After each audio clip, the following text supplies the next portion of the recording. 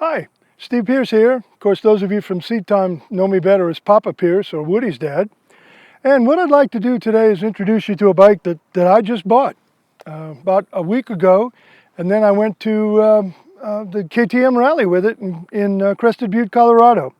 The bike is a 690. It's a 2014, but they basically didn't change a thing for 2015. They didn't even put bold new graphics on it. They sell every one they can get just the way they are. And I don't think there's going to be any changes for 16 either. It just may look a little different. But the reason I got this bike, I've had the 990 now for several years. I've had 7 KTMs before that, various numbers of Yamahas, Suzukis, even an ATK rolled in there for good measure. And I got this bike because I can't control the weight of the 990 anymore. I really love the bike. It's a fabulous bike. But I've had 5 knee replacement surgeries on my left knee due to infection. So, basically picking up a 500-pound motorcycle is a little bit more than I can handle out in the woods. So I got this one, and the weight is 350, but you wouldn't know it. Because of the way that they did the gas tank, you'd normally think the gas tank's here, but in fact, the gas tank is here. All of this black plastic in the back is the fuel tank, and the fuel filler nozzle is here.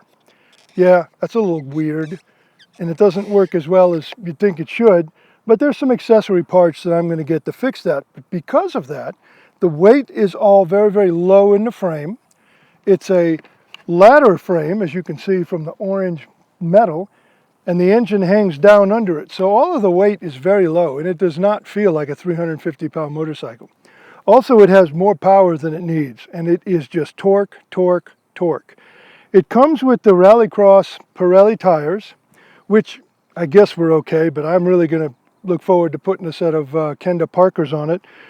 I guess if you wanted to stick with Pirelli, an MT16 in the rear and an MT18 in the front would work. But these guys were surprisingly good also on-road. And the suspension was a surprise. It was very compliant. Because of my weight, and I didn't get a chance to put any bigger springs in it, I thought I'd have to increase the dampening. But I was riding over the rocks in Colorado and started bouncing off of them. I realized, wrong direction.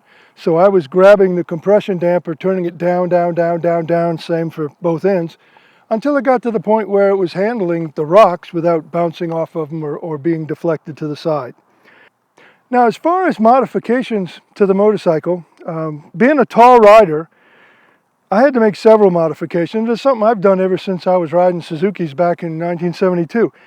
I have a set of rocks extenders here. I don't know if these are pretty slick. They're the new kind of extenders where it's adjustable. And they come in different sizes. This happens to be the smaller of the 2 sizes, but it was sufficient for what I needed to do. So I extended the handlebars up and forward to give my cockpit a little more room. Then, to my surprise, the Seat Concepts folks actually were at the rally. They brought one tall saddle with them. Well, that tall saddle is now mine, and it made a big difference on the motorcycle. It added about 1.5 inches to the saddle. Much better foam. KTM, the joke is they use 2x4s for foam. Now, I also bought, but I haven't put them on yet, from Black Dog, some pedals that will lower, some seat pegs that will actually be 3/4 of an inch lower than stock. Again, just to make the cockpit a little more roomy. Plans that I have for the future, of course, we've already talked about the fact that this has got to go. There are some manufacturers that make a metal and a standard input for the gas tank. But other than that, as you can see, I've got some off-road mirrors so that when I go in the woods, I don't knock them off. I took those straight off the 990. I do want to put a set of Parkers on it, some Kenda Parkers. And then what I also had to do, since my wife was with us,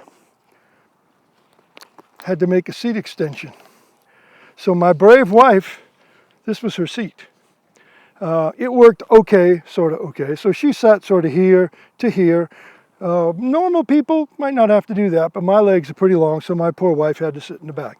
As a 2-up bike, the 990 would have been much better. As a 1-up bike, this bike is better and is surprisingly light. I mean, it was through the woods. It was flickable. I was making a comment to people that it felt more like I was moving from a motorcycle to a mountain bike after getting off the 990 and onto this.